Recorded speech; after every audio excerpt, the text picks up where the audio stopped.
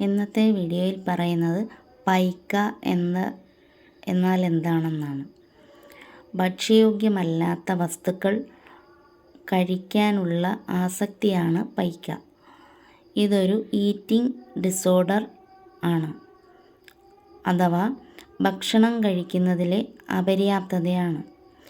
ഇരുമ്പ്, zinc, calcium എന്നിവയുടെ കുറവ് മൂലം ആണ് ഇത്തരത്തിൽ ഭക്ഷണയോഗ്യമല്ലാത്ത വസ്തുക്കൾ കഴിക്കാൻ ഉള്ള തോന്നൽ ഉണ്ടാക്കുന്നത്.